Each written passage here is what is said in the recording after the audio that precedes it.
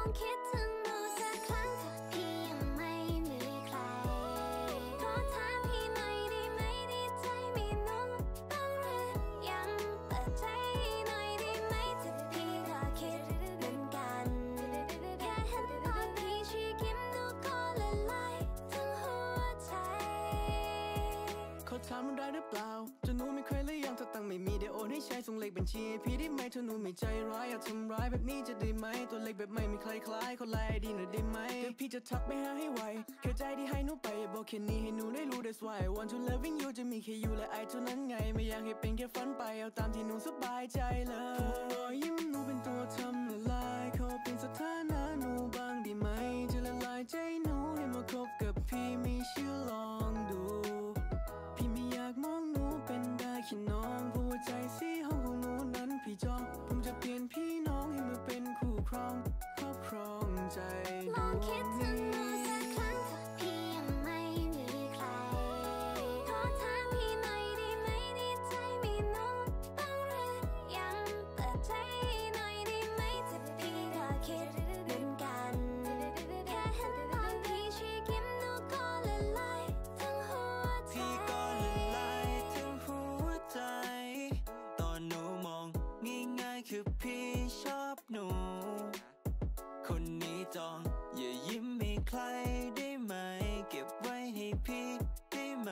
มันคงจะดีใช่ไหมถ้าหนูกับพี่คิดเหมือนกันเด็กอ้วนมันดูไม่ดีงั้นเป็นเด็กพี่ได้ไหมเบื่อไหมที่ต้องทนเหงามาเป็นแฟนเราก็ได้นะไม่ต้องมองใครคนอื่นรู้ไหมคนดีว่าพี่ในใจก็อยากจะคู่เธอไปทุกที่แต่ไม่กล้าบอกลองคิดถึงหนูสักครั้งถ้าพี่ยังไม่มีใครขอถามพี่หน่อยได้ไหมดีใจมีหนูบ้างหรือยังเปิดใจหน่อยได้ไหมถ้าพี่ก็คิดเหมือนกันแค่เห็นตอนพี่ชี้ยิ้มหนูก็ละลายทั้งหัวใจ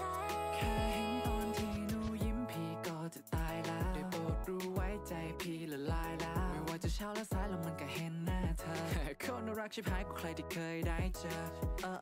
แล้วบ้านหนูอยู่ที่ไหนจะรีบไปให้ไวจะบอกว่าชอบแค่หนูและชอบจนเกินห้ามใจและสวัสดีครับพ่อตาสวัสดีครับพี่คิดถึงหนูเสมอแต่พี่ยังไม่มีเบอร์วันไหนที่ไม่ได้เจอรู้ไม่มีใครเขาแอบเบลอ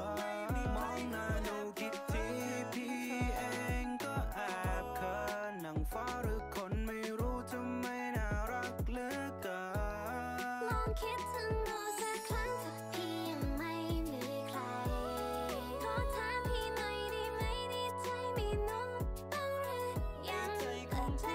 หน่อยได้ไหมถ้าพี่ก็คิดเหมือนกันแค่เห็นตอนพี่ชี้ยิ้มหนูก็ละลายทั้งหัวใจพี่ก็ละลาย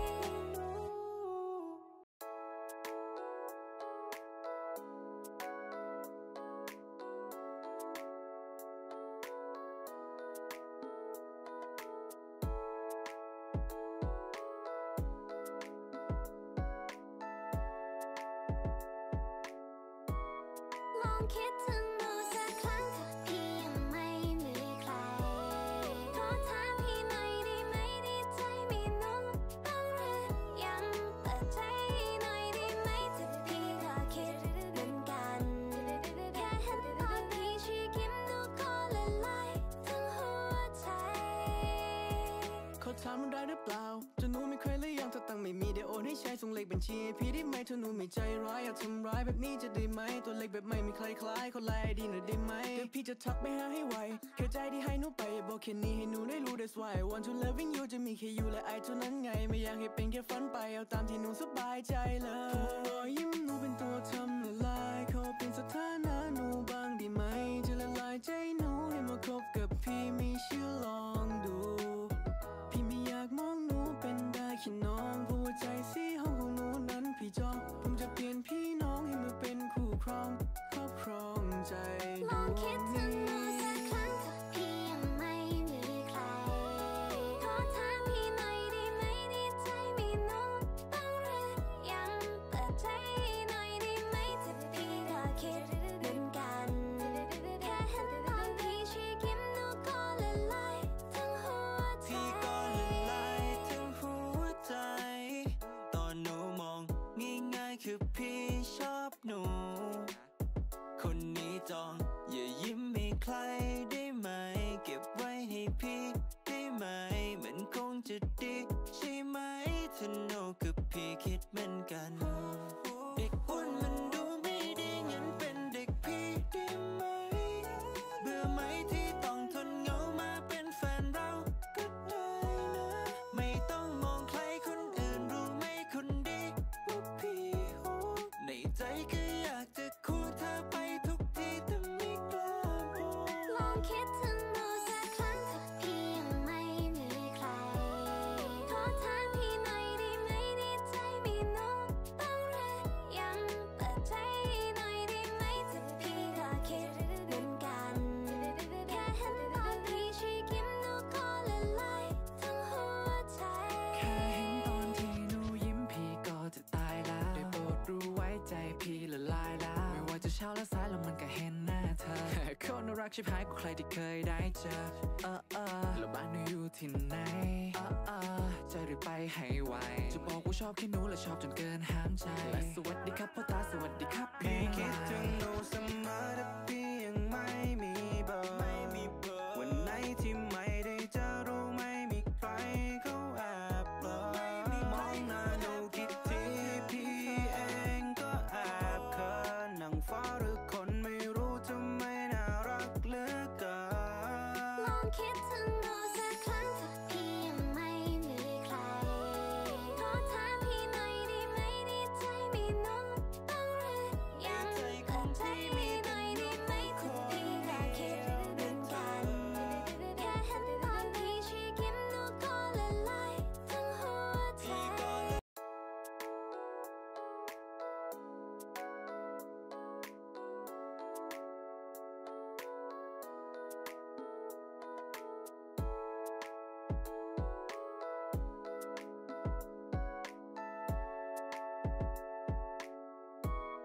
ลองคิดถึงหนูสักครั้งถ้าพี่ยังไม่มีใครขอถามพี่หน่อยได้ไหมดีใจมีหนูบ้างหรือยังเปิดใจ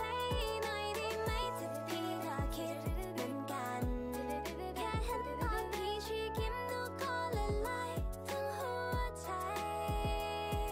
เขาถามมันได้หรือเปล่าจะหนูไม่เคยเลยยังถ้าตังไม่มีเดี๋ยวโอนให้ใช้ส่งเลขบัญชีให้พี่ได้ไหมถ้าหนูไม่ใจร้ายอยากทำร้ายแบบนี้จะได้ไหมตัวเล็กแบบไม่มีใครคล้ายเขาไล่ดีหน่อยได้ไหมเดี๋ยวพี่จะทักไปหาให้ไวแค่ใจที่ให้หนูไปอย่าบอกแค่นี้ให้หนูได้รู้ that's why I want to loving you จะมีแค่youและไอเท่านั้นไงไม่อยากให้เป็นแค่ฝันไปเอาตามที่หนูสบายใจเลยรอยยิ้มหนูเป็นตัวทำละลายขอเป็นสถานะหนูบ้างได้ไหมจะละลายใจหนูให้มาคบกับพี่ไม่เชื่อลองดู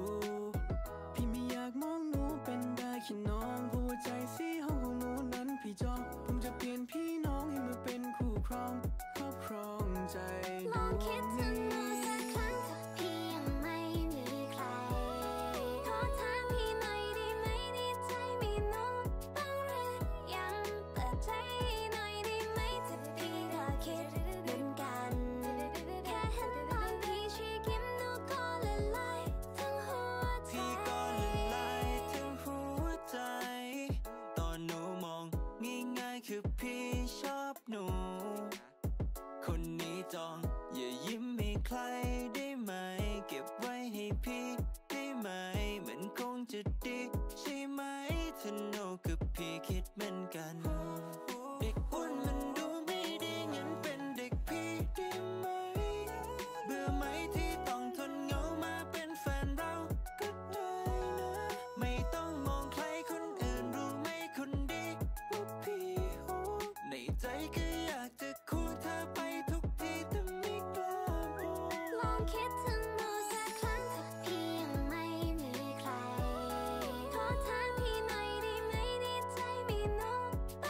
าง ชิบหายกว่าใครที่เคยได้เจอแล้วบ้านหนูอยู่ที่ไหนจะรีบไปให้ไวจะบอกว่าชอบแค่หนูและชอบจนเกินห้ามใจและสวัสดีครับพ่อตาสวัสดีครับพี่คิดถึงหนูเสมอแต่พี่ยังไม่มีเบอร์วันไหนที่ไม่ได้เจอรู้ไม่มีใครเขาแอบเบลอมองหน้าหนูกี่ทีพี่เองก็แอบเขินนั่งฟ้าหรือคนไม่รู้ทำไมน่ารักเหลือเกินลองคิดถึงหนูสักครั้งถ้าพี่ยังไม่มีใครขอถามพี่หน่อยได้ไหมดีใจมีหนูบ้างหรือยังเปิดใจพี่หน่อยได้ไหมถ้าพี่ก็คิดเหมือนกันแค่เห็นตอนพี่ชี้ยิ้มหนูก็ละลายทั้งหัวใจ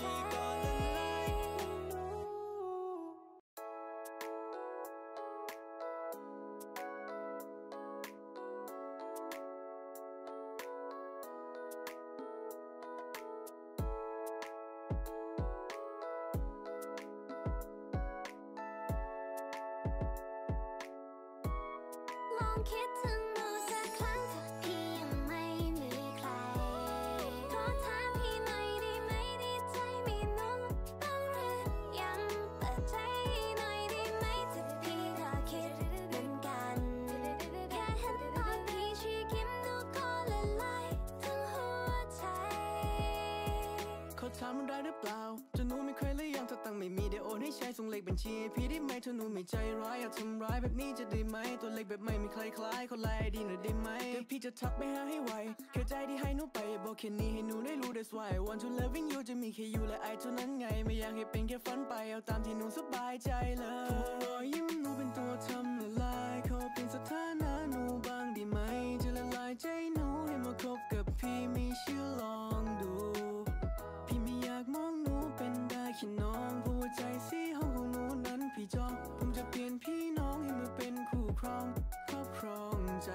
ลองคิดถึงหนูสักครั้งถ้าพี่ยังไม่มีใครขอถามพี่หน่อยได้ไหมดีใจมีหนูบ้างหรือยังเปิดใจหน่อยได้ไหมถ้าพี่ก็คิดเหมือนกันแค่เห็นตอนพี่ชี้ยิ้มหนูก็ละลายทั้งหัวใจพี่ก็ละลายทั้งหัวใจตอนหนูมองง่ายๆคือพี่ชอบหนูคนนี้จองอย่ายิ้มให้ใครได้ไหมเก็บไว้ให้พี่ได้ไหมมันคงจะดีใช่ไหมถ้าหนูกับพี่คิดเหมือนกันเด็กอ้วนมันดูไม่ดีงั้นเป็นเด็กพี่ได้ไหมเบื่อไหมที่ต้องทนเหงามาเป็นแฟนเราก็ได้นะไม่ต้องมองใครคนอื่นรู้ไหมคนดีว่าพี่ในใจก็อยากจะคู่เธอไปทุกที่แต่ไม่กล้าบอกลองคิดถึงหนูสักครั้งถ้าพี่ยังไม่มีใครขอถามพี่หน่อยได้ไหมดีใจมีหนูบ้างหรือยังเปิดใจหน่อยได้ไหมถ้าพี่ก็คิดเหมือนกันแค่เห็นตอนพี่ชี้ยิ้มหนูก็ละลายทั้งหัวใจแค่เห็นตอนที่หนูยิ้มพี่ก็จะตายแล้วได้โปรดรู้ไว้ใจพี่ละลายแล้วไม่ว่าจะเช้าและสายแล้วมันก็เห็นหน้าเธอคนน่ารักชิบหายกว่าใครที่เคยได้เจอแล้วบ้านหนูอยู่ที่ไหนจะรีบไปให้ไวจะบอกว่าชอบแค่หนูและชอบจนเกินห้ามใจและสวัสดีครับพ่อตาสวัสดีครับพี่คิดถึงหนูเสมอแต่พี่ยังไม่มีเบอร์วันไหนที่ไม่ได้เจอรู้ไม่มีใครเขาแอบเบลอมองหน้าหนูกี่ทีพี่เองก็แอบเขินนั่งฟ้าหรือคนไม่รู้ทำไมน่ารักเหลือเกินลองคิดถึงหนูสักครั้งถ้าพี่ยังไม่มีใครขอถามพี่หน่อยได้ไหมดีใจมีหนูบ้างหรือยังเปิดใจหน่อยได้ไหมถ้าพี่ก็คิดเหมือนกันแค่เห็นตอนพี่ชี้ยิ้มหนูก็ละลายทั้งหัวใจ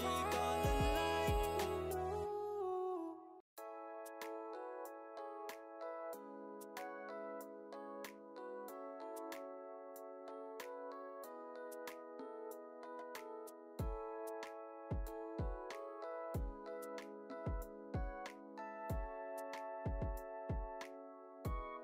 มองคิดถึง